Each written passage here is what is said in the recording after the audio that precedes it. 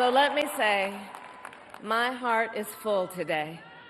My heart is full today, full of gratitude for the trust you have placed in me, full of love for our country, and full of resolve. The outcome of this election is not what we wanted, not what we fought for, not what we voted for, but hear me when I say, the light of America's promise will always burn bright. As long as we never give up and as long as we keep fighting.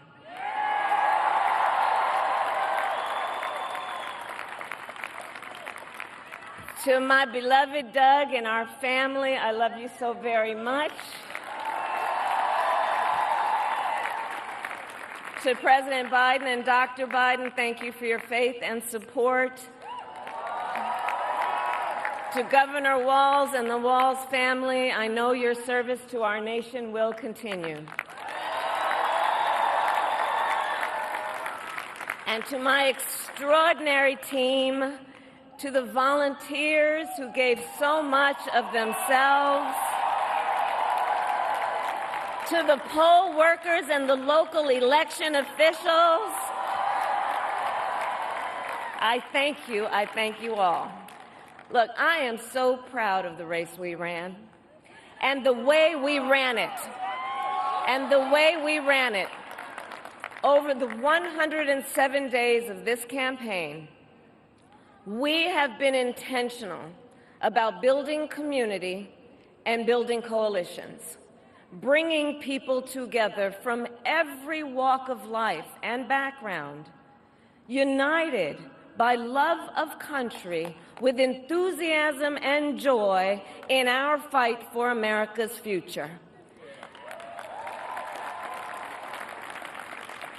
And we did it with the knowledge that we all have so much more in common than what separates us. Now, I know folks are feeling and experiencing a range of emotions right now. I get it. But we must accept the results of this election. Earlier today, I spoke with President-elect Trump and congratulated him on his victory. I also told him that we will help him and his team with their transition, and that we will engage in a peaceful transfer of power.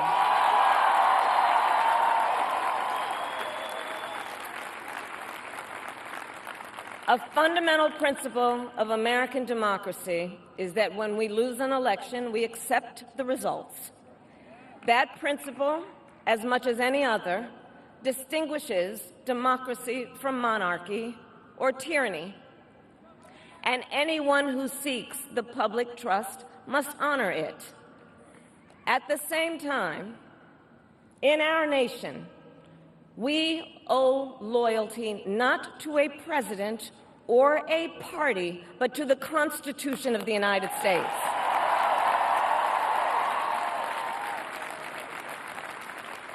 And loyalty to our conscience and to our God.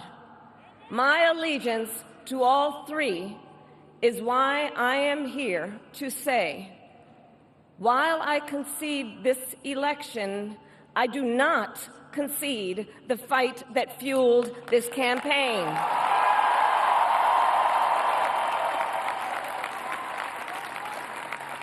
The fight for freedom, for opportunity, for fairness, and the dignity of all people.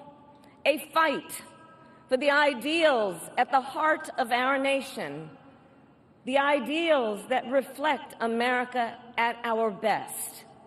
That is a fight I will never give up.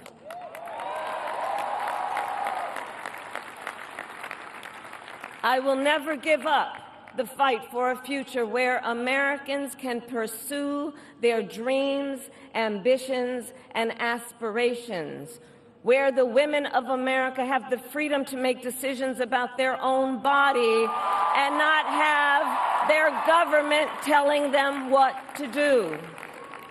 We will never give up the fight to protect our schools and our streets from gun violence.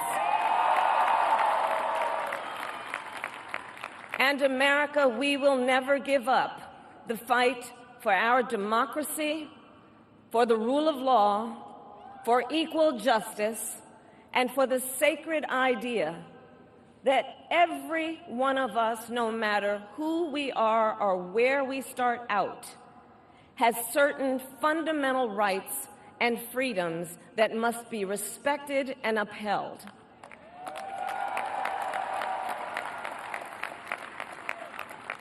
And we will continue to wage this fight in the voting booth, in the courts, and in the public square.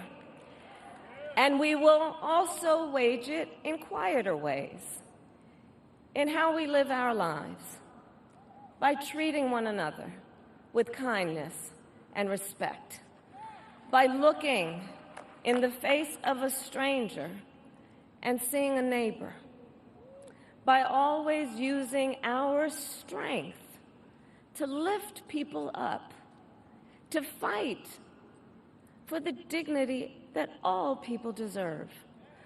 The fight for our freedom will take hard work, but like I always say, we like hard work. Hard work is good work. Hard work can be joyful work. And the fight for our country is always worth it. It is always worth it.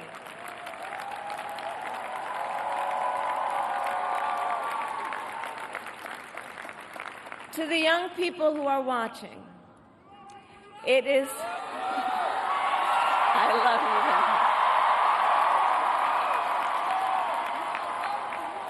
guys. To the young people who are watching, it is okay to feel sad and disappointed, but please know it's going to be okay. On the campaign, I would often say, when we fight, we win. But here's the thing. Sometimes the fight takes a while. That doesn't mean we won't win. That doesn't mean we won't win. The important thing is don't ever give up. Don't ever give up. Don't ever stop trying to make the world a better place. You have power. You have power. And don't you ever listen when anyone tells you something is impossible because it has never been done before.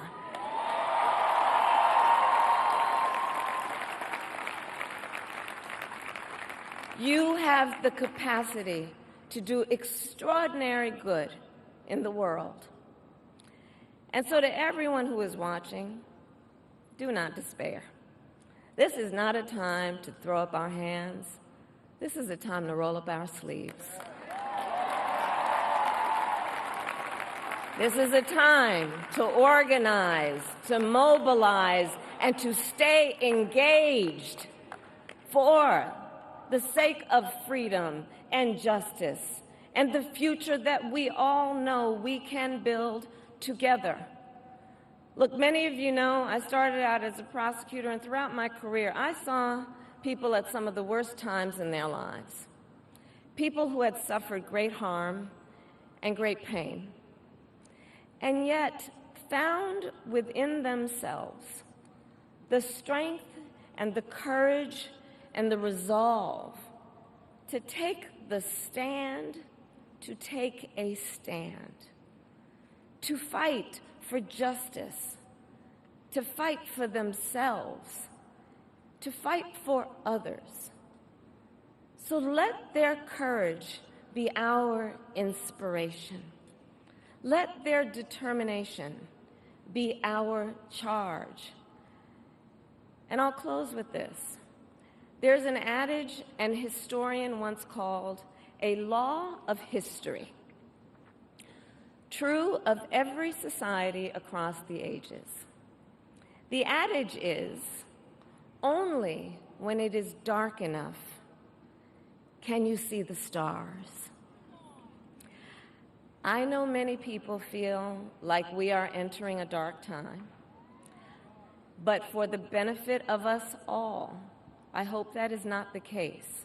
But here's the thing, America, if it is, let us fill the sky with the light of a brilliant, brilliant billion of stars.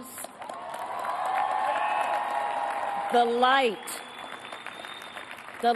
of optimism, of faith, of truth, and service.